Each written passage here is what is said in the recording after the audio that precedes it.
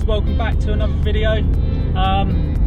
As you can already tell by the thumbnail and from the title of the video, just a little update on the car really, because I did think to myself, the video I uploaded 2 videos ago, which would have been before the Hulk GTI, I was like waffling on about a lot of changes made to the car and stuff. We didn't really go over it, so I thought on this video we'll just do a little short video, out for a drive, nice Sunday, do you know what I mean? So just go over the few little changes it has been through since you would have last seen it really on the YouTube properly, apart from that video the other week. So obviously starting off, a lot of boring talk about, you know, stopping YouTube because of COVID and stuff, but didn't really see the point in stopping completely when you watch these other YouTubers and they were still going out in cars with other people, but then they were wearing masks, and then I'm thinking to myself, it makes no difference. If you're sat right next to someone, you're sat right next to them, whether you're wearing a mask or not, you're still going to transfer germs and other stuff, so that makes no odds. So I've just gone back to it and just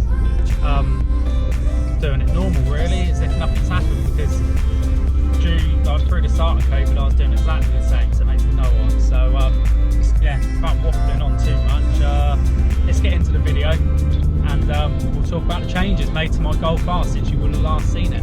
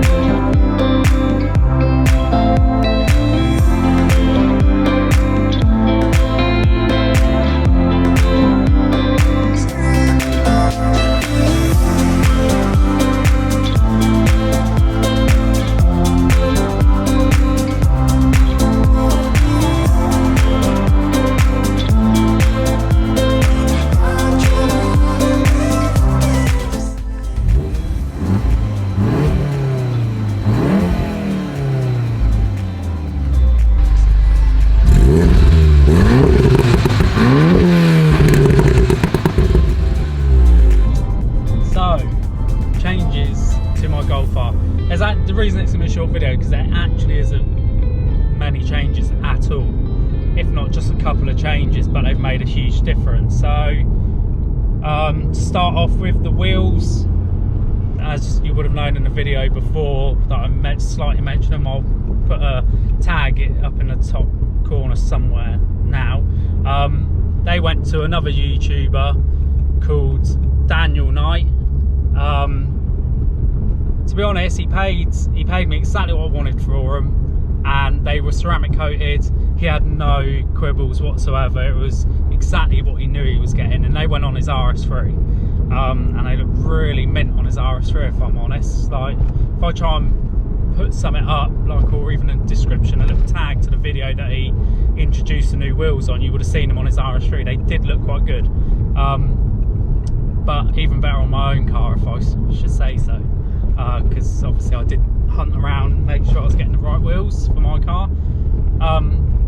So yeah, that was the wheels gone, and I purchased these, which are the 19-inch, I don't know how you're meant to pronounce it if I'm honest, but I've always called them the Spielberg alloys. You get them on the, well, they're a factory optional extra, but you don't really see them on Golf Rs at all really. They're on the odd Golf R, don't get me wrong, and I've always liked the look of them, and where obviously this is static, it runs quite low, I wanted something that gonna look subtle but OEM plus. So after putting these wheels on with the Michelin Pilot Sport 4S tyres, I just thought straight away it looks so much cleaner. It's got that OEM plus look that you could fool anyone to think that it's just a stock Golf R and someone's lowered it, that's about it. But of course we've got a Stage 2 Plus tune, so moving on to that sort of aspect, we did take the custom exhaust off, and you know, I kept saying in a lot of previous videos it's got to be changed. You know, it was getting too noisy, and where it wasn't Valvetronic it was too drony, but don't think that you can get a custom exhaust, have it valved, and it won't be drony, because I know somebody went to the same company as me. They done him a Valvetronic system and it was still drony, and even with the valve shut it sounded exactly the same. So he spent money on extra 400 or 500 quid on valves and it made no difference at all to the noise of the car. So if I'm honest, that would have been pretty gutting if I was in his position, thinking getting a Valvetronic exhaust to make it a bit quieter, and it didn't go quieter. So what we have now exhaust set up on the car is a Scorpion downpipe, and then that runs straight through to obviously the stock Golf R system, which I think is plenty. It still grunts when you put your foot down. Like now, it sounds sporty, still got that OEM sort of feel to it, and it's right up my street. It's what I wanted. I didn't want something loud again.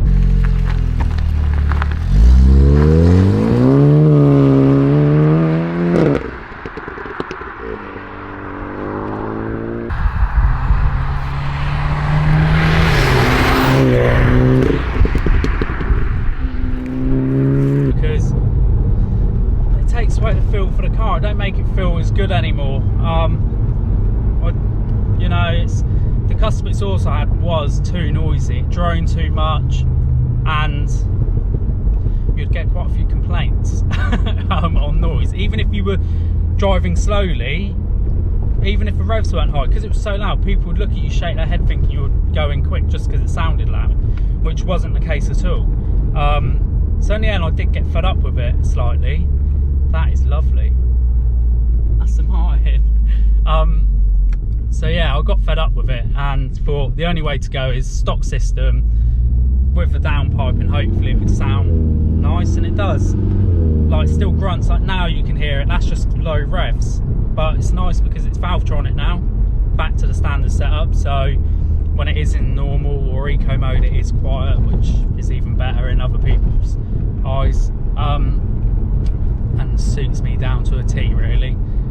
Because there are just small little mods you can do with your exhaust system that do make a big difference without having to get a Miltech system or having to go custom or something like that. So yeah, there are two changes. I'm trying to think now, because there wasn't actually many things I did change in it. I think one other change I done was taking the slight tint off the front Volkswagen emblem, and that is the, well, I'm pretty sure it is the brake distance radar that the car uses to detect the car in front, how close it is, and then obviously this got brake assist, so it comes up saying that it's going to start braking for you if you don't stop soon enough, which is quite funny, but yeah, it does work. And it even worked, even when the tint was on the radar badge, it still worked, which was quite good actually, because I was worried it wasn't going to. So it, don't get me wrong, it looked really good, and you can buy some kits that do go over the front badge,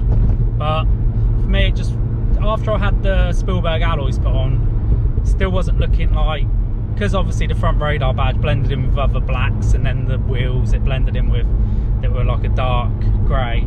I thought, what have I got to do? And I took the wrap off the front badge, and I thought automatically there, that was much cleaner. So that's come off now, which I'm pretty happy about. At first I thought it looked clean, but I was just a bit unsure of what I was going to actually think of it properly. But I mean, it suits me. It is really what, like, you don't want it to stand out too much and catch too much attention, because sometimes it can be the wrong attention or bad attention for the car to make it look that sort of murdered out look, even though it is a white car. But yeah, and also I went and I jacked the car up myself and tweaked the suspension down a tiny bit more, because obviously the camber has been dialed in ever so slightly, so it's not too much, but it's enough just to clear the arches. So if you do go over any bumps or humps, it doesn't scrub the arches, it just sits neat, and you don't get the scrubbing, and you don't end up ripping your arches out like a lot of cars you see. So, but yeah, I mean, I think that's all what we can really touch on, I suppose, because it's all I really did to change it. I mean, there's like, I was thinking of going like, if I was going to end up keeping the car, obviously there's loads of things you can do to it if you were going to keep it instead of getting a new car. The new thing at the minute every YouTuber's doing is going down a race livery sort of look to their cars, which I don't actually, I'm not hating on that at all. I really like it. Race livery is better than a full wrap sometimes, because with a livery like Hampshire Photography's BMW, or Hamza's RS3, it brings back that old sort of rally look to the cars, and yeah, they do look nice like it. So the trouble is trying to find a nice livery that you can go by, because it will be off an old Golf, don't get me wrong, like a rally stage Golf, but trying to give it that, bring it up and give it that modern look, and changing slight details here and there to make it fit in with a modern car. But I mean, that's all I can really touch on, guys. It was just a little short video to fill in between, just to explain the changes that my car's been through since we last done a video. Which, yeah, I mean, you think of it, it's only 3 changes, but it seems quite a lot when you actually own the car, because you notice it a lot more if you're using it quite a bit. So yeah, that's all I can really touch on, guys. But appreciate you once again for watching. Please do like, subscribe, and turn on the notification button to all, so you get notified exactly when my videos get uploaded and when they get uploaded. And I appreciate all the support once again. Thanks a lot, and we'll see you on the next one, guys.